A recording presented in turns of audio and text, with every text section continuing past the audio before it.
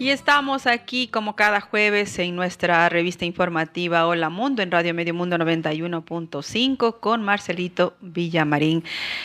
Marcelito, qué gusto tenerte aquí como siempre, aquí colaborando con nuestra emisora, con nuestro medio de comunicación. Muchas gracias.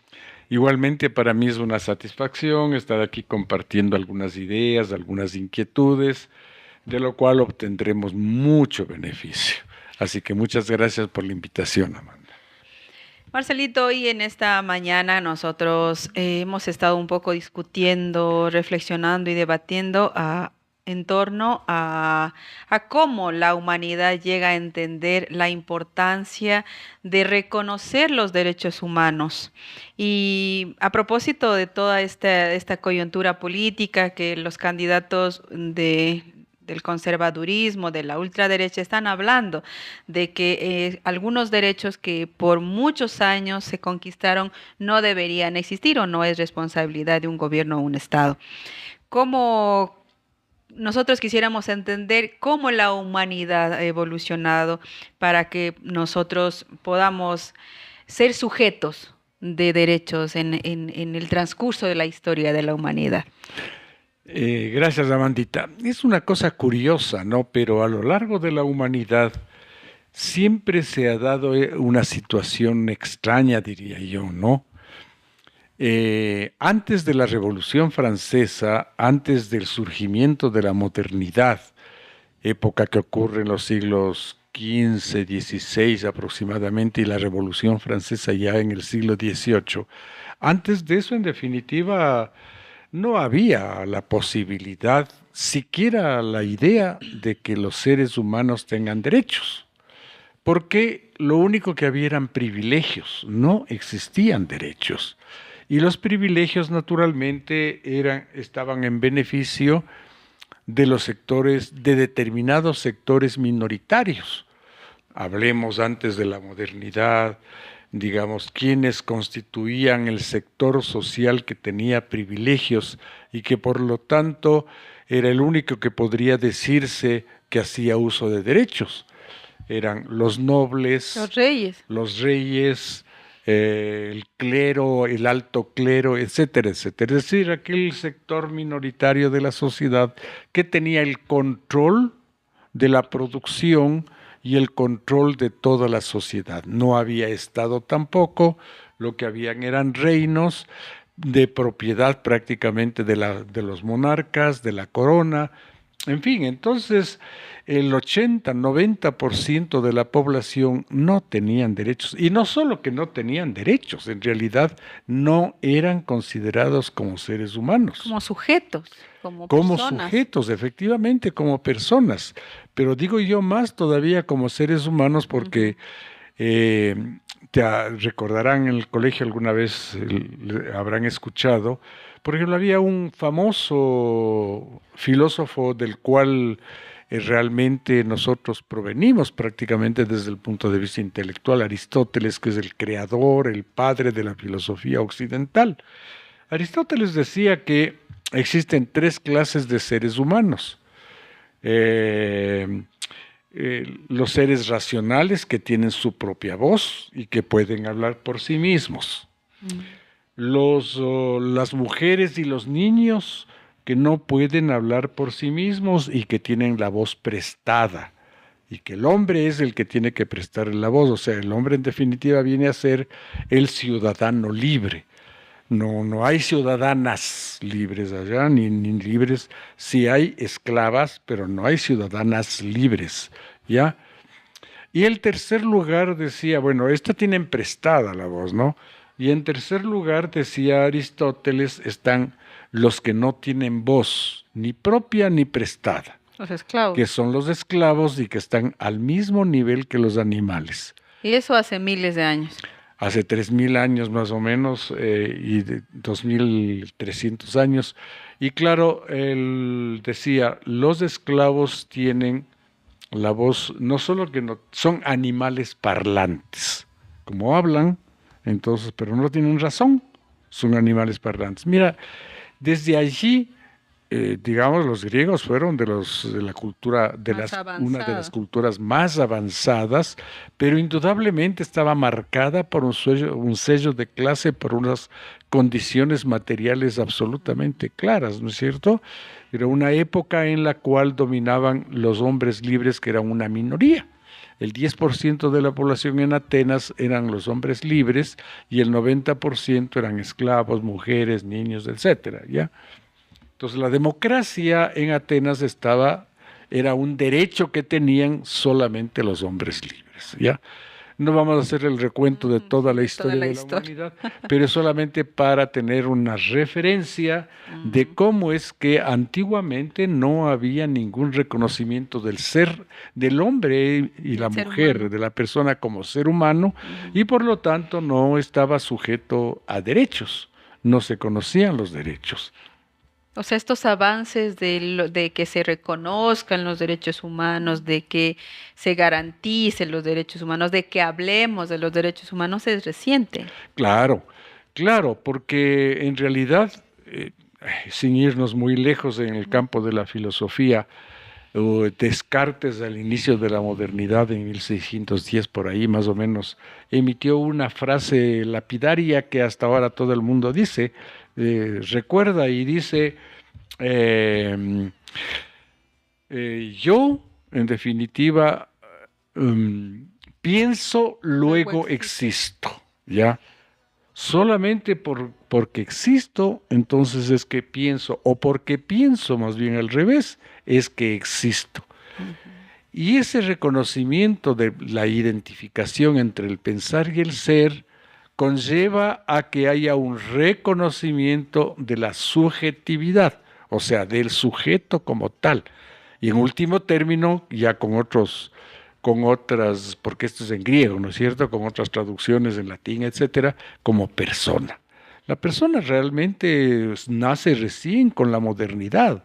Antes de la modernidad no se tenía la menor idea de que era una persona y de que por tanto había derechos, a pesar de que a lo largo de toda la Edad Media incluso hubo levantamientos. Empecemos por el principio, los esclavos, el levantamiento de Espartaco, los esclavos, Ujú. etcétera, que ya reclamaban sus derechos.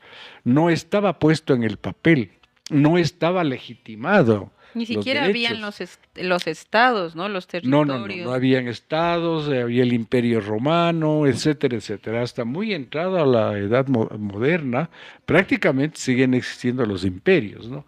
Ya, no había absolutamente nada de eso. Sin embargo, ya, realmente comienza el proceso este de identificación y de recuperación, diríamos así, de lo que es el ser humano como tal, como persona, y por lo tanto de su dignidad, solamente a partir del Renacimiento, siglos XV, XVI, Y y la después con la Revolución Francesa. modernidad y básicamente con la Revolución Francesa. Y es la Revolución Francesa el primer evento a nivel universal que se plantea el reconocimiento de los derechos del hombre y del ciudadano.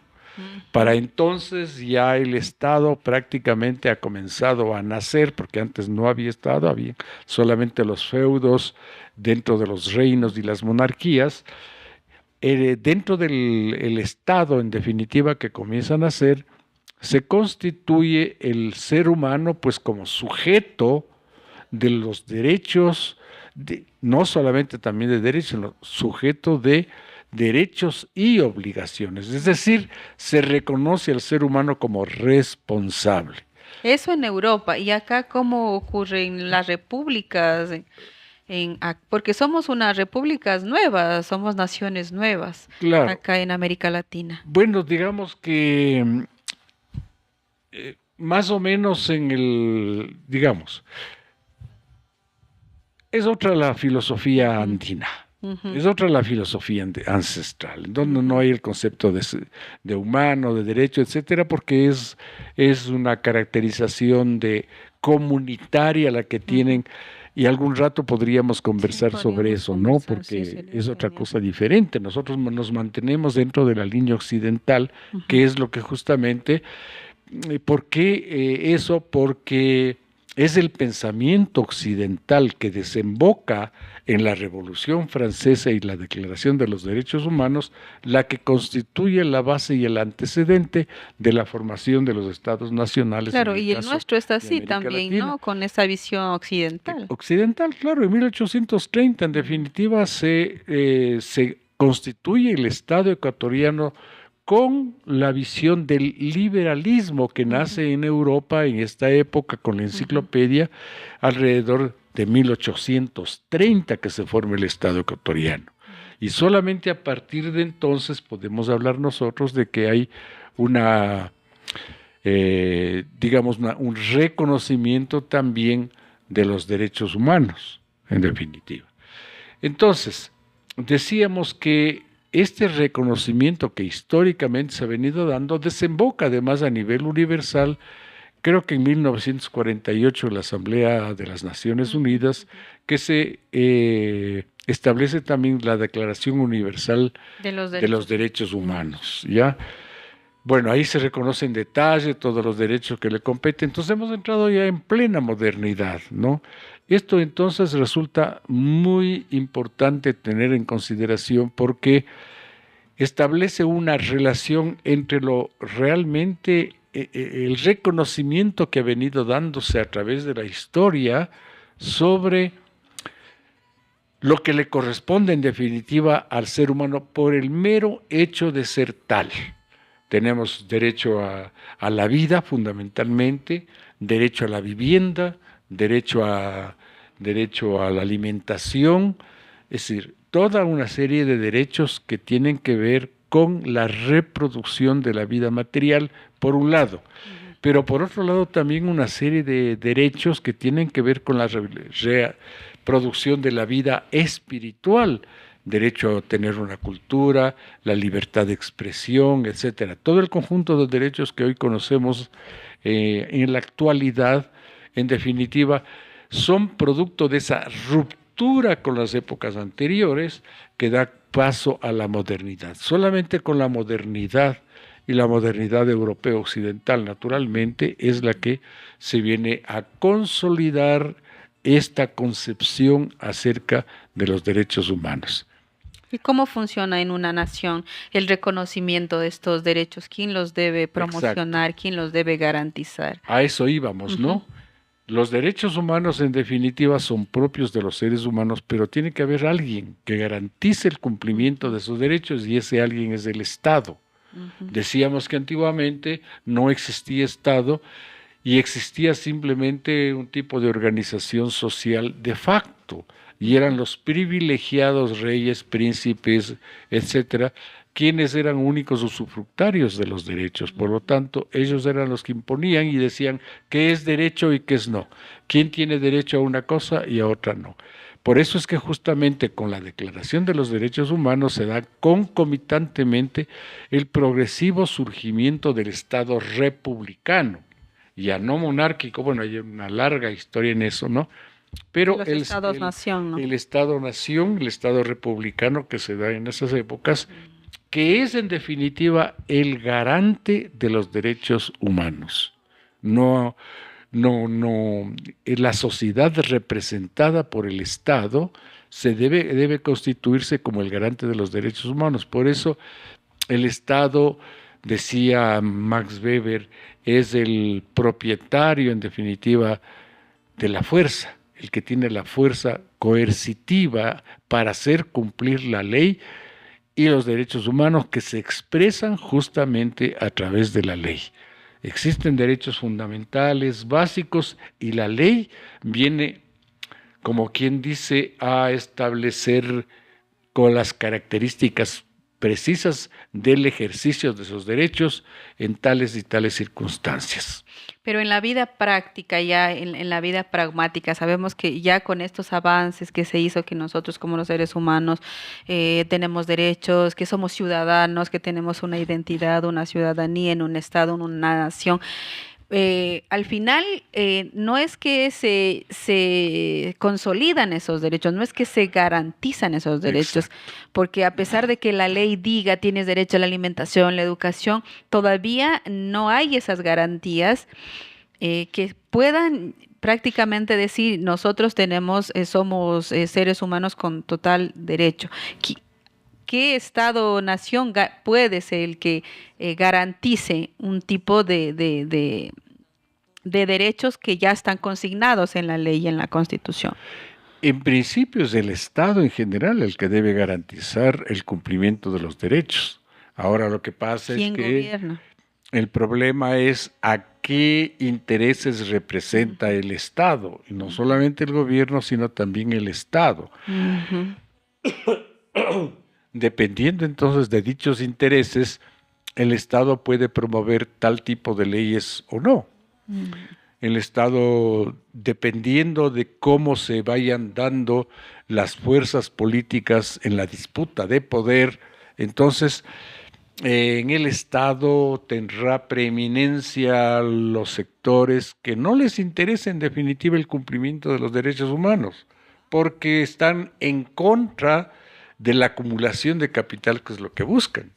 Muchos empresarios, muchos propietarios de los medios de producción se oponen al cumplimiento de ciertas leyes y cuando llegan al poder emiten otro tipo de leyes que les beneficia a ellos y que perjudica a los demás. Entonces el problema es que el Estado es un Estado de clase y que los derechos humanos serán promovidos o negados, en definitiva, en la medida en que el Estado sea un Estado que esté favoreciendo los intereses de las mayorías o un Estado que favorezca los intereses de las minorías.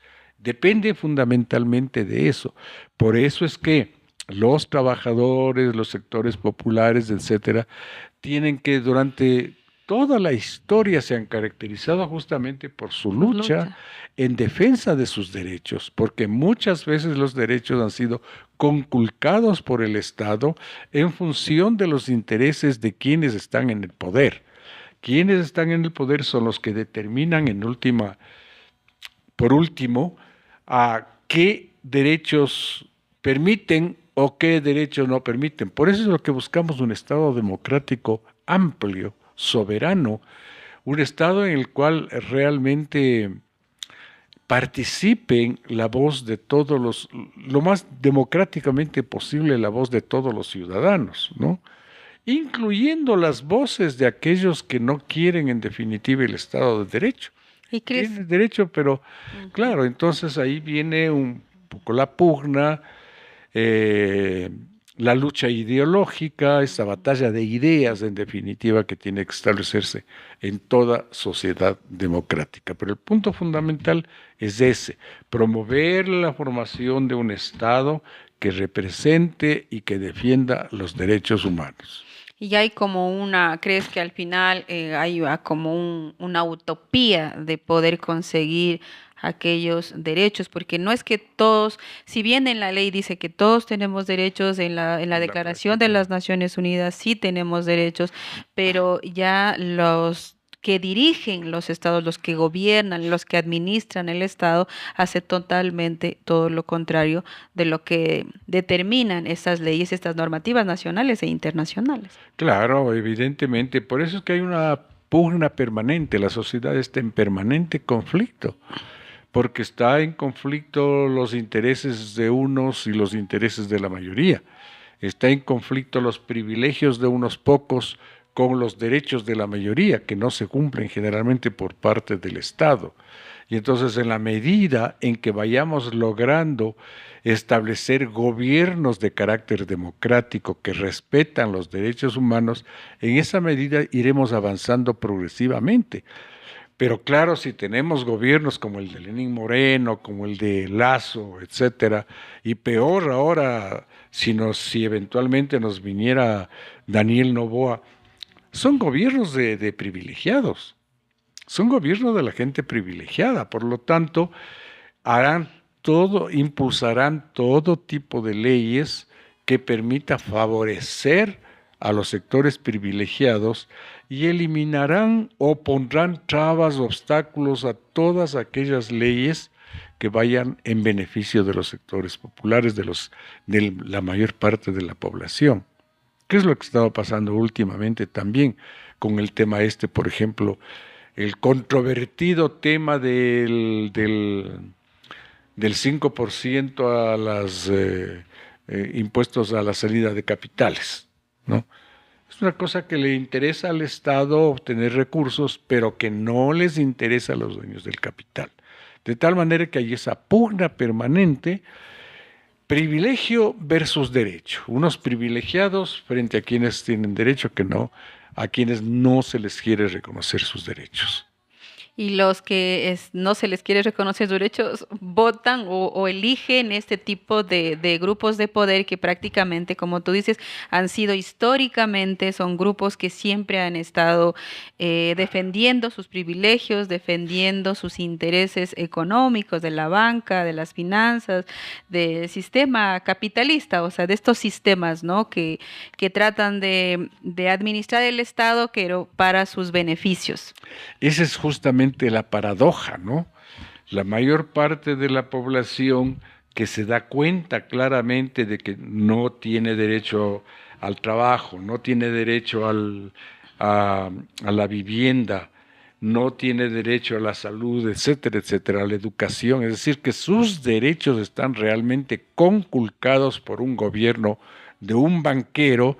Este momento probablemente mucha gente estará pensando votar por otro importante personaje que, igual que en el caso del banquero, tiene millones a los cuales defender.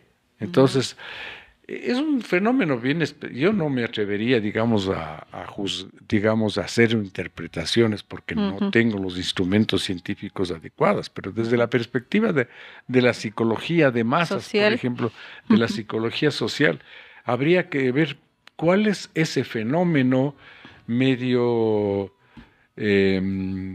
raro, ¿no?, que se produce de que yo he explotado, yo estoy en la lona, como vulgarmente se dice, y voto por mi enemigo. Voy a las urnas, como que dio con el banquero, voy a las urnas, y en las urnas voto por quien justamente me pisotea. Es un fenómeno es raro que los psicólogos sociales seguramente podrán interpretar, pero a mí, yo lo digo siempre, que me parece una cosa bien extraña. Claro que también es falta de todo el trabajo político, ideológico que hay que hacer dentro de la sociedad, y eso es todavía mucho más complejo, más extenso, se necesita tiempo, recursos, o sea, también porque entendiendo estos niveles de disputa que tú los planteas, uno es fácil de darse cuenta quién es la persona, claro, o el grupo de poder que te va a hacer el bien, y sabes que el otro que prácticamente no va a garantizar nada de todo lo que hemos estado hablando. Claro. Bastante importante, importantísimo. Cada vez nosotros aquí nos ilustramos con Marcelito Villamarín. ¿Qué podríamos concluir de los derechos humanos para terminar esta charla que es bastante interesante en esta mañana? Bueno, pues lo que podríamos concluir es que realmente tenemos que abrir bien los ojos ahora que estamos en una coyuntura electoral, y tenemos que dar el voto por quien no solo ofrezca, sino que en la práctica demuestre realmente que es un defensor de los derechos humanos, los derechos de la mayor parte de la gente, y no un defensor de los sectores privilegiados porque él mismo es un privilegiado, no de los sectores millonarios, sino porque él mismo es un millonario en definitiva.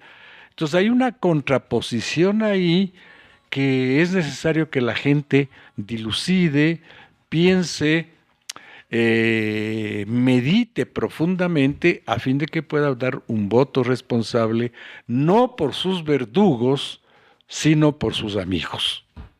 Ok. Muchísimas gracias, Marcelito. Qué gusto tenerte aquí como cada jueves. Nosotros agradecemos tu presencia y será con nosotros hasta el próximo jueves. Gracias. Gracias, Amandita, gracias a los queridos televidentes también, y estaremos viéndonos en una próxima ocasión. Muchas gracias. Gracias.